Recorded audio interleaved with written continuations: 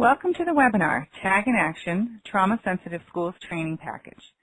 Today's webinar is part of the Successful Strategies for Improving Adolescent Health webinar series sponsored by the HHS Office of Adolescent Health. This webinar is one of a series highlighting local, state, and national efforts to improve adolescent health and is part of a national call to action called Adolescent Health Think, Act, Grow, or TAG. I'm Emily Novick, and I'm the Acting Director of the Division of Strategic Communications at the HHS Office of Adolescent Health, or OAH. I'm very pleased to be with you to talk about TAG and to introduce our guest speaker who will share information about a new set of tools and resources to help school administrators, teachers, and others to foster resilience and healthy development among all students, including those who've been exposed to violence.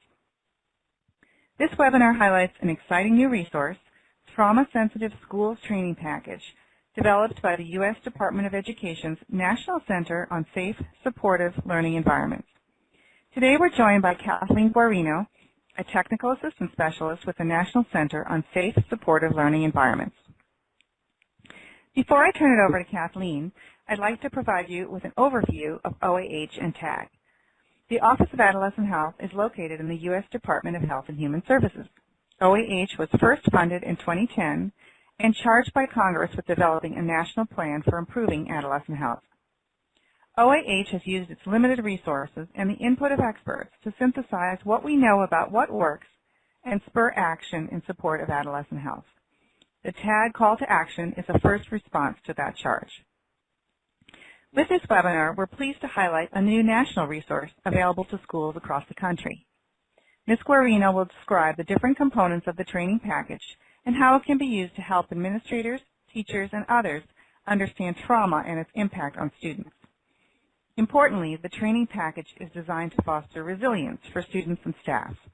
Promoting resilience is closely aligned with TAG's strengths-based framework for promoting adolescent health and development. We know that good health promotes education, and education promotes good health. We're pleased to highlight this important new resource.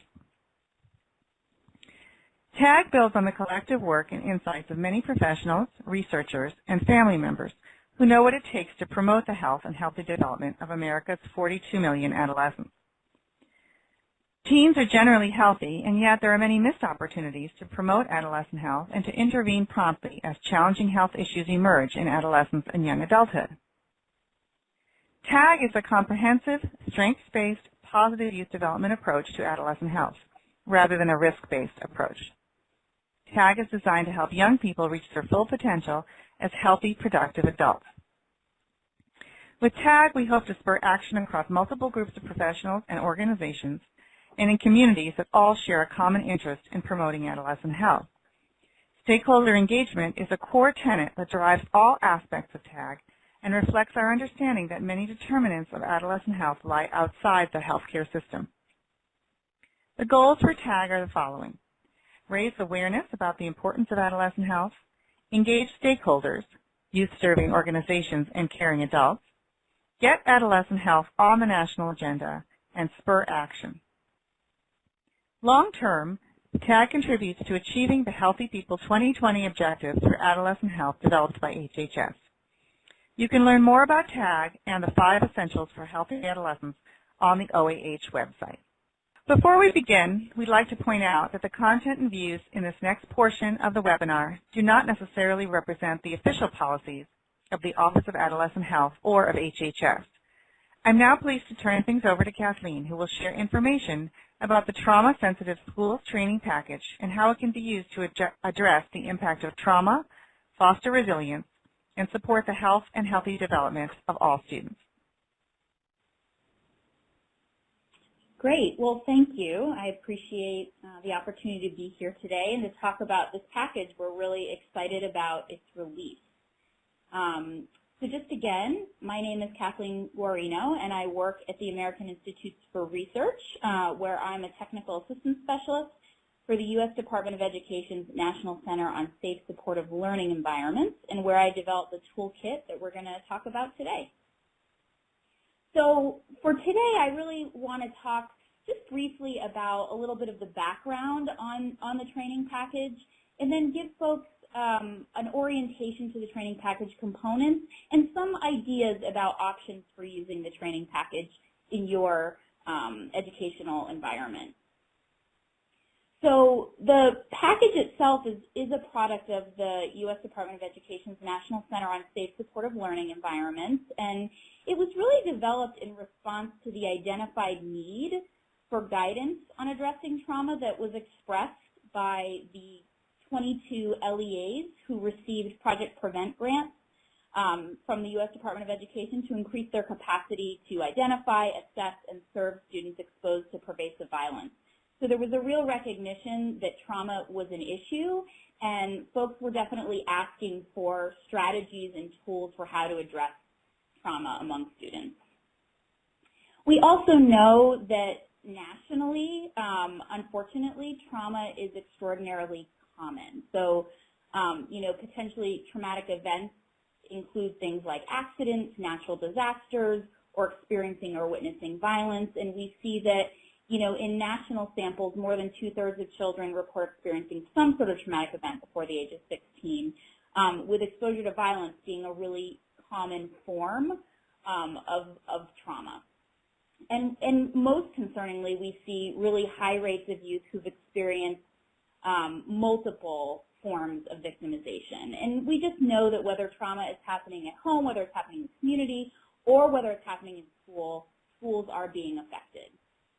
And we see the effects of trauma really on all aspects and all players within the school environment. So for students, we see exposure to trauma and the effects of trauma being related to an increase in student absences, higher rates of suspensions and expulsions, referrals to special education. You know, it begins to manifest in poorer test scores, in increased risk of failing grades.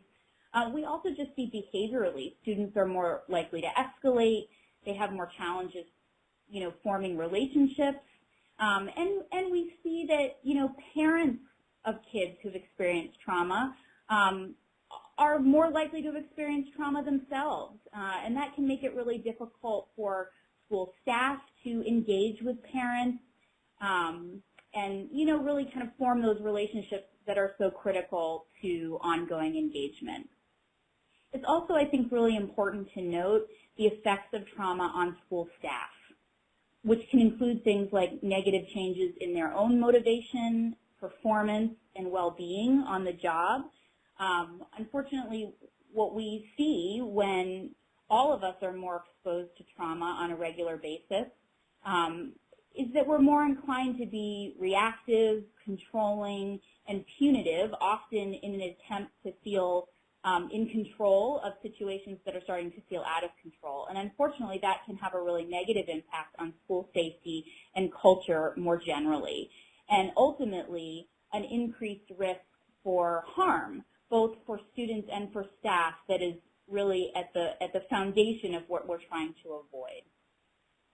So when we think about the concept of a trauma-sensitive school, we're really thinking about an environment within which all aspects, from workforce training to how schools engage with students and families to procedures and policies that are adopted, that all of those components are grounded in an understanding of trauma and its impact and designed to promote resilience really for all in the educational environment.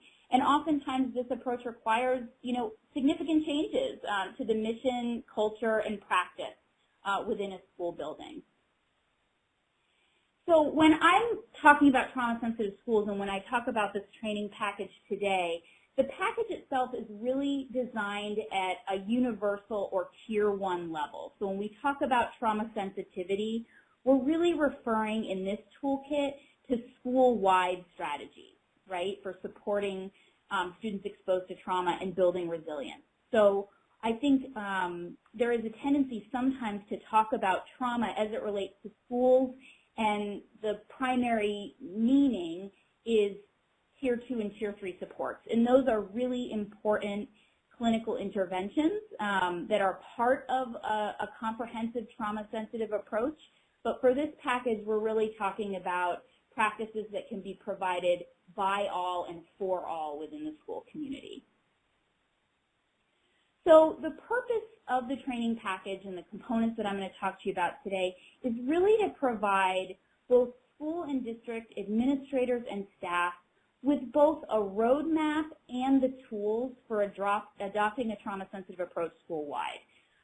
So specifically, we're looking to have people in the school environment understand trauma in a broad and inclusive way, to be able to recognize the effects of trauma, not just on students, but also on families and on school staff and the communities within which your schools are operating. And then, importantly, we want to turn the corner from understanding and being able to recognize trauma to being able to do something about it within your space. So really learning a process for implementing school-wide trauma-sensitive strategies and approach and integrating those practices into daily operations. So it's really about how can we adopt a universal response to trauma in our setting. So there are, what I would say is 3 main package components along with an implementation guide that gives you an overview of the whole package. And I'm going to walk you through each of these components today, but they really build on themselves. So we think about trauma-sensitive schools from the concept of understanding, building, and leading this approach. So there's something for everyone in this package in terms of what the material covers and the intended audiences. So first, I just want to refer to the implementation guide. So the guide itself just really provides you an overview of all of the package components, and it gives you some opportunities and options for reviewing and using the package material. So if you're not sure where to begin, we give you some possible scenarios or some possible examples of where you might begin reviewing the package components. So for example, if you're already very familiar with trauma, if your schools have already done a lot of trauma training, then you may start with the leader component so that you can really take a look at what is it going to take to more fully adopt this approach. So we give you a lot of examples in there of where you can start. So the first main part of the package is understanding trauma and its impact. And this is really the part of the package that's designed for all staff. And there are a couple different components in this part. So the first is an e-resource. And the e-resource is something that can be downloaded and viewed individually on staff computers or tablets.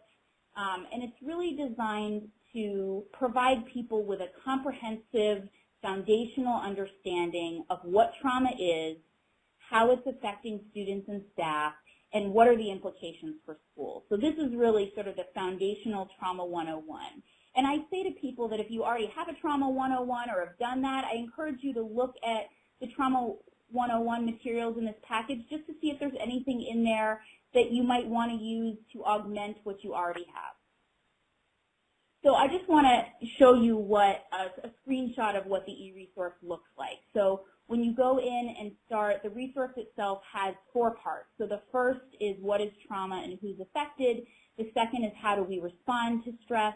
The third is what's the impact of exposure to trauma. And the fourth is what does this mean for schools. So in each section, you've got a landing page that tells you kind of what the main topic for that part is, but also what some of the subtopics are within that area. And there are places for you to click and kind of interact throughout the course of the e-resource.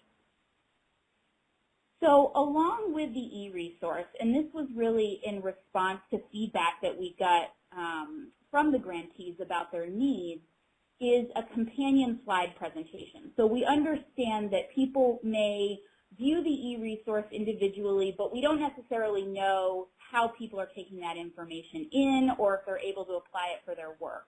And so a lot of people really want to do in-person training as well. So sometimes what I recommend to people is that maybe you use something like the e-resource to get everybody on the same page, and then you use the companion slide presentation for in-person training so that you can really kind of dig in and have discussions. So the slide presentation really mirrors and just parallels what's in the e-resource. It includes language from the e-resource in a script, and it's divided into parts. So for people who have limited time for professional development, you don't have to do it all at once. You could do it in segments based on your needs. along with the companion slide deck, we also have a companion activity packet. So the activity packet includes discussion questions and activities that correspond to each of the 4 parts of that e-resource. And so what's helpful about that is that you can really, you can really see how people are able to apply this information. And the activity packet can be used on its own as part of a, you could do an activity as part of a team meeting, or you could do it as part of a more formal Trauma 101 presentation. So we also, in that activity packet, include pre- and post-knowledge surveys if schools are interested in using those to sort of monitor change, as well as training satisfaction surveys for in-person sessions. So just things that could be useful to you. So that's the Trauma 101 component of the training package. The second component of the training package is called Building Trauma-Sensitive Schools, and it's an online module. And this, again, is designed for all staff. And its intention is to get everyone on the same page about what we mean by the concept of trauma-sensitive schools, and what role everybody has to play in ensuring that your school is trauma-sensitive. So it introduces those bigger concepts, and it also begins to offer people a framework and examples of practices that they can use classroom and school-wide to help build a trauma-sensitive school. And the module itself actually contains a lot of downloadable handouts that include things that you can read that have discussion questions or specific activities that you can do together as a team. So we actually really recommend that this module be viewed as part of a group in-person training as opposed to individually, because there's a lot of information in it and a lot of great handouts and activities, and I think those are best done together as a group where you can really process and discuss. So I wanted to point out the key domains of a trauma-sensitive school that we introduced in that online module, because these really become the organizing framework for schools as they start to think about what trauma sensitivity means. So we divide that concept into 6 really key domains of a trauma-sensitive school. So the first is around supporting staff development as it relates to trauma and trauma sensitivity. The second is around creating a safe and supportive environment. The third is around assessing needs and providing support for students exposed to trauma. The fourth is around building social emotional skills. The fifth is around collaborating with students and families, particularly students and families that have experienced trauma and what to consider there. And then finally, the idea of adapting policies and procedures to ensure that you're creating an environment that's trauma sensitive. So you'll see that framework come up again in other parts of the toolkit as sort of the organizing buckets for the work. So I referenced this previously. There's a handout packet that goes with the Building Trauma-Sensitive Schools module. It's got 9 different handouts in it that we recommend downloading and using at different times throughout the course of the module. We also include with the module a facilitation guide. To the point that I was making previously, we really recommend this be done as a group. So the facilitation guide is something that can give kind of trainers or leaders who might facilitate that discussion, really kind of some step-by-step guidance about how you could use the online module as part of in-person training, how long things might take if you want to break it out and do it one section at a time, where we might recommend you stop and pause or discuss or do activities. So we really kind of break it out for folks. This came about actually as a result of piloting this toolkit and getting some feedback from folks before we finalized this version that you're seeing now. And there was, there was a lot of positive feedback about the information in the Buildings on Trauma-Sensitive Schools module, but there was concern that it's long and that sometimes you have 15 or 20 minutes, right, or maybe 30 minutes to do a professional development session with folks. So we created a facilitation guide to give you additional strategies for how you could break things out so that it doesn't seem so overwhelming and you could use this tool and use the information in segments as it's applicable to your context. So the last part of the toolkit that I want to talk about today is the leading trauma-sensitive schools component. And I think this is the component that I feel like was really part of what has been missing around what it means to develop a trauma-sensitive school, and that sometimes people will do the Trauma 101 trainings or they'll do some training on trauma sensitivity, but they kind of don't know what to do next, right? Or how do we roll this out? How do we make this a universal approach? And so this component of the module is specifically designed not for all staff, but rather for school and or district leaders and others who are really in charge in some ways of championing this process or rolling out a universal trauma-informed approach. And so what it's designed to do is really give folks kind of a roadmap for what that looks like and a process for adopting or rolling out that kind of approach that can feel really kind of daunting and overwhelming without considering what the steps for implementation might be. And intimately connected with that module is a leading trauma-sensitive schools action guide. And this really becomes, it becomes the key source for leaders of what they're going to do next and how they're going to plan out their rollout of trauma sensitivity. So the action guide and the module are organized in phases. So really there are kind of 4 main phases that we walk schools through when it comes to adopting a trauma-sensitive approach. First is to prepare. The second is to envision and set goals around trauma sensitivity. The third is to align those goals and strategies with other approaches that are similar so that this doesn't feel like an isolated effort. And then action steps and plans for how to sustain a trauma-sensitive approach. So it's really giving people an overarching kind of process for taking this on. And again, that leading trauma-sensitive schools module and the action guide that goes with it, we really recommend that leadership teams view this together. So we also created a facilitation guide that goes with the leader module so that you could kind of lead a team of leaders through this process, introducing this roadmap and allowing them to really discuss where they think they are in the journey in their schools or in their districts, and where they'd like to be, and the action guide itself includes a lot of planning tools and assessment resources to help people get started and to help people actually set really concrete goals and action steps related to what they're going to do. So briefly, I just wanted to mention in the implementation guide, there are some, just kind of mapping opportunities for you to think about what part of this package would be most useful to you.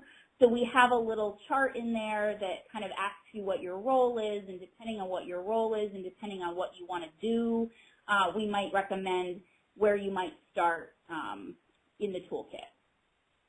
And just finally, there are a lot of different ways I think that the package can be used. So at a state agency level, it may be SEAs reviewing the materials, all the materials in the toolkit, and considering how they could introduce the training package to district and school administrators, right? So that's one level at which this could be used. At the level of the school and the district, it really might be about leaders reviewing the package and planning together or as individual schools for how you might sequence and implement the various package components, right, as part of that bigger picture that I was referring to in the leader module. There are also circumstances within which there might be trauma-specific projects that are being run in a school setting, and that might be an opportunity for project directors for different trauma-related initiatives to introduce these concepts to their school and district administrators. So a lot of what we've seen is student services staff, right, who have knowledge of trauma or the purveyors of a lot of that knowledge and information. And if they have access, they can start to introduce both school leaders and school staff to these concepts. And there are elements within this package that could help you to do that. And then just finally I'll say, the package has a lot of different components, and it can be done in its entirety, or it can be taken apart and done in whatever way works best. So adopting a trauma-sensitive approach school-wide, it can feel daunting, and so I really encourage people to take it slowly and one step at a time and figure out, how you can best meet your school where it is. And there are certainly elements within this training package that you could pull out and use separately. And like I mentioned before, this isn't intended to be used in place of things people already have related to trauma, but more just to augment and further support those efforts. So it may be that you just want to take a particular activity that you really like, but you've got the other Trauma 101 elements covered. So there are a lot of different ways that you can use the package.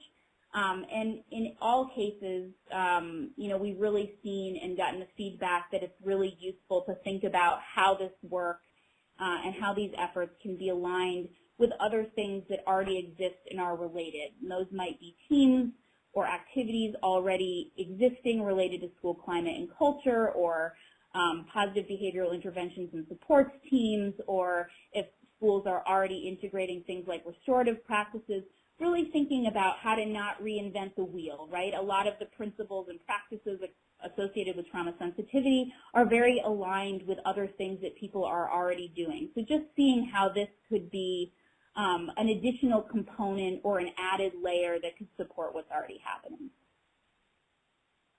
So I'm going to stop there, but certainly you can reach out to me if you want more information about the toolkit specifically, and you can visit the Nestle website to access all of the different components of the toolkit as well. So thank you for your time today. Thank you, Kathleen, for sharing so much great information with us about the toolkit and how to use it. And thank you for lending your expertise to develop such an important resource. We'd like to take a few minutes to ask you some additional questions. In your presentation, you describe a number of different modules that are included in the training package. And one of these is an e-resource designed to help teachers and staff understand trauma and its impact. First, can you tell us some of the basic things we should all understand about trauma and its effect on adolescent well-being? Sure. So one of the first things that we really cover in the e-resource is just both defining trauma, but also helping people to understand the really varied types of trauma that adolescents may experience, right? So sometimes we think of trauma, we just think of one particular thing.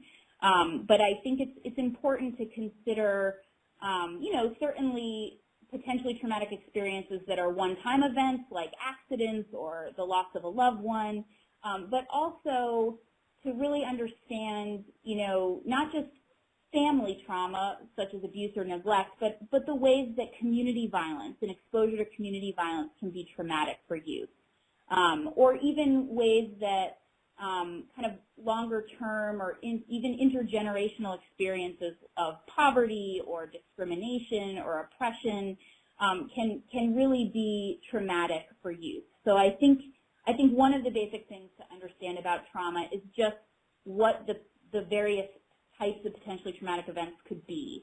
I think the other thing that we go into a lot of detail on in the e-resource is understandably the effects of trauma, right, over the course of development, and particularly what happens when trauma starts early and continues over time, which is something we refer to in the e-resource as complex trauma. So it's important to understand, I think, that there's a spectrum of symptoms and effects for adolescents, and those are really going to be,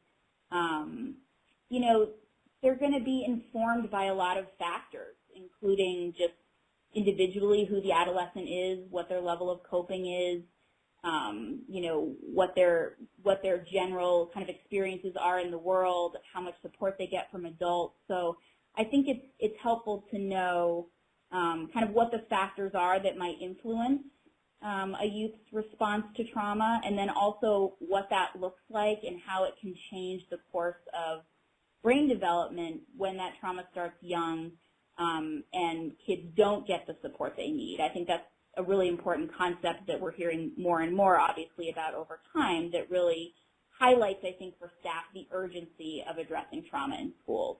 The last thing I'll say is just that I think in addition to the effects of trauma on adolescent well-being, we've gotten a lot of feedback from educators about there being a real benefit to us addressing the effects of trauma on the parents of adolescents and those kind of considerations. We know that some school communities have experienced or will encounter higher levels of trauma than others. Can you speak about how the training package is designed to address this variation?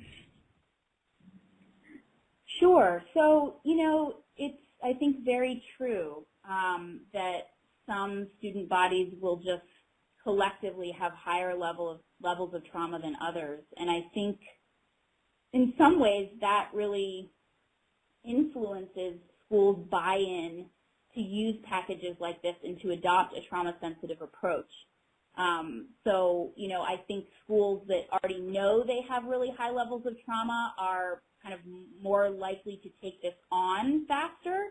But, I think in general, the package is really designed to help people take a universal precautions approach, right? So even if you don't think your student body has experienced high rates of trauma, even though there's probably a lot that you don't know, statistics would suggest otherwise, and it really, kind of can't hurt, I guess, to create an environment within which trauma is understood and resilience is the focus.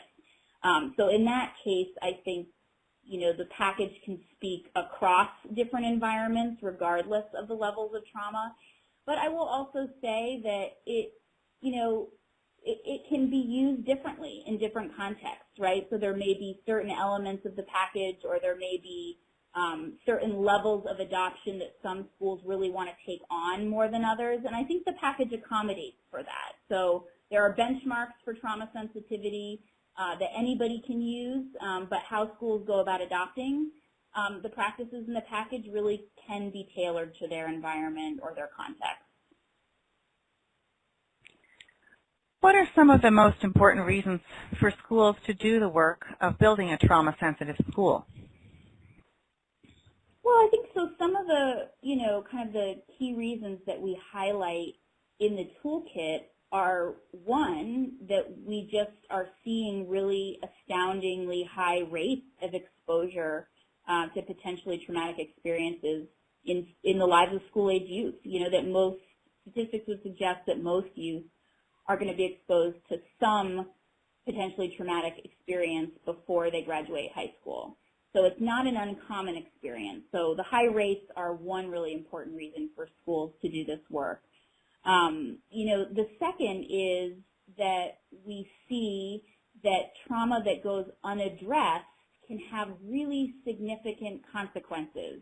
And, those consequences are borne out in struggles in school, both behaviorally and difficulties achieving academic success. So I think trauma gets in the way of schools being able to do the work that they want to do, right, and to achieve the mission they're there to achieve.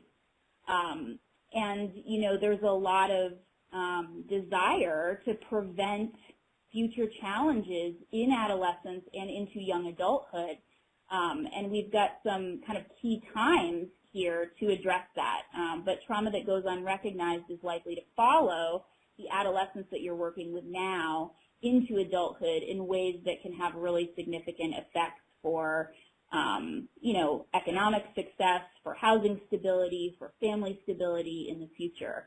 So that's a second piece. And then I would say that another really important reason for schools to do this work is just the reality that when schools don't recognize and understand the effects of trauma, they increase the risk of doing additional harm, right, or causing more trauma, which is certainly not what educators intend, but those are the unintended consequences of not being able to recognize and see trauma for what it is. So sometimes we'll talk about putting on your trauma glasses and being able to see a student's behavior that might have been labeled manipulative or lazy, as maybe being reactions or responses to trauma that are sort of unconsciously at this point driven. There are a lot of ways that kids react to trauma and attempt to stay safe and get what they need, and sometimes those are very much at odds with classroom rules or school rules or expectations in a school culture. So I think without that trauma lens, we just run the risk of not getting kids the services and supports that they need. Can you say a bit more about how you expect the trauma-sensitive schools training package to be used by schools and educational professionals? Sure. So as I think I mentioned previously, there are lots of ways that this package could be used together or taken apart. So I know that we've already had folks pilot these package components, and a big one that was used right away was the Trauma 101 piece, both the e-resource and the companion slide deck and activity packet. People really responded to those, and they liked using them. I think training staff on trauma is the first piece of what schools tend to do when they want to address trauma, so I think those package components were kind of the most popular when we initially piloted things. It's also sort of the lowest hanging fruit, right? It doesn't require as much systems change work to get that done. But I do also think that there are a lot of schools and districts who are saying we want to know what to do to move beyond the Trauma 101 training. So what are the key elements of a trauma-sensitive school, and how do we go about rolling this out, right, and really implementing this universally? And I think that's where that leader part of the package comes in as a real benefit in terms of really giving people, like I was mentioning earlier, kind of a roadmap for how you might implement a trauma-sensitive approach, and a roadmap for how you might use these individual components of the package, but in a broader and more intentional way.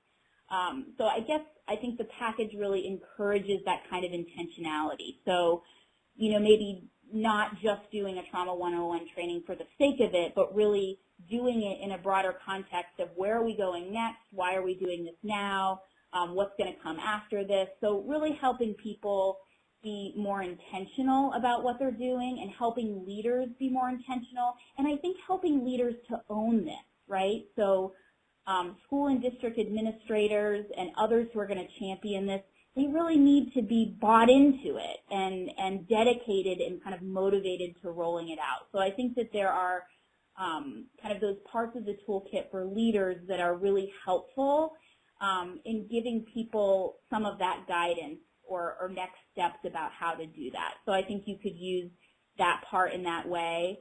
And then the Building Trauma-Sensitive Schools module, I think, like the Trauma 101 component, is really beneficial for training, and I think people have found that it's helpful to kind of take small sections of that and really kind of do it with their staff in different ways. So I think that there are a lot of different ways that the package I know has been used and I think can be used to support not just training efforts, but more intentional implementation planning.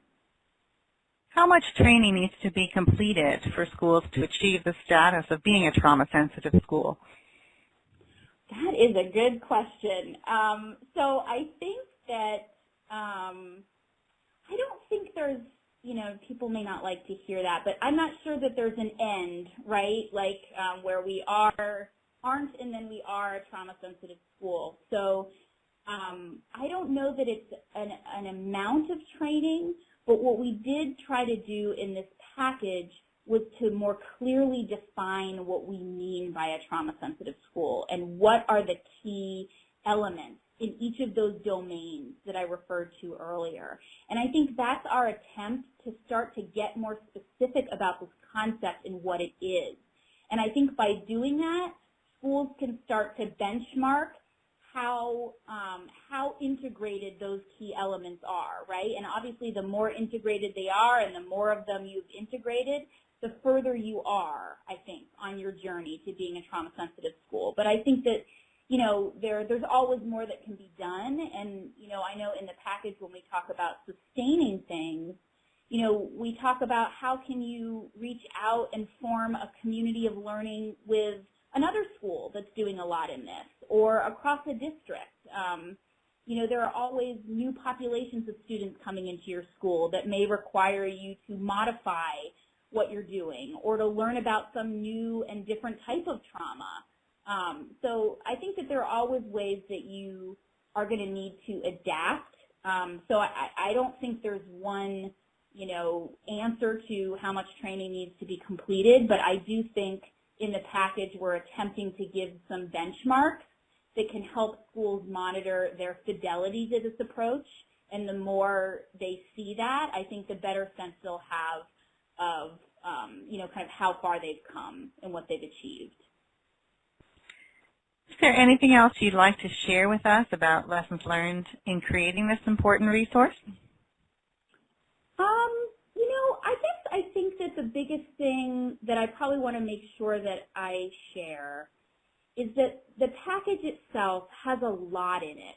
And in particular, the leader module and vision, it creates kind of this full vision for your school with all these key elements. But that can feel very overwhelming to people. And so I think the biggest lesson that we learned even from the pilot and from having folks kind of try these things out is just to make sure that people feel good about using whatever they can wherever they are, right? And if they aren't at the point of rolling out the full Cadillac trauma-sensitive approach, that's okay, that they can start where they are and they can start where their schools are at. So, you know, if schools aren't bought into or aren't ready to do sort of a more full adoption, then you start with the Trauma 101 training or you do it slowly over time. So I think that's the biggest lesson, is that there's a desire to create a comprehensive approach, and I think that's there and attainable, but it's not going to happen all at once. This is a years-long process, and so I think it's just important that people note that and that they feel good about the achievements they're making, and they don't, you know, get too overwhelmed by the high mountains that they're trying to climb. On behalf of the Office of Adolescent Health, I want to thank you for joining us to learn about OAH and TAG and to hear about the Trauma Sensitive Schools Training Package. A special thanks to Kathleen Guarino for her excellent work in developing this resource and for sharing her expertise with us today.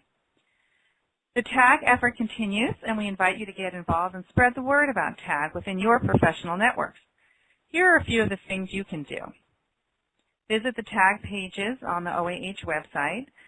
Check out the newly updated TAG playbook and order free copies for meetings, conferences, and trainings. Join TAG and get email updates about new HHS data and materials. Watch a TAG Talk video with your colleagues or with groups of family members or teens and use the discussion guides. Encourage your organization to use TAG action steps and resources. Blog about TAG using the sample text in our TAG toolkit. Use TAG social media tools to reach some of America's 42 million teens and the adults who care about them using hashtag TAG42mil. Ask questions, share TAG materials, send us your ideas, and stay in touch. Here are some ways you can connect with us. Visit our website, follow us on Twitter @TeenHealthGov, read our e-updates, and check out our YouTube channel. Thank you for giving us the opportunity to share TAG and a great example of TAG in action with you today.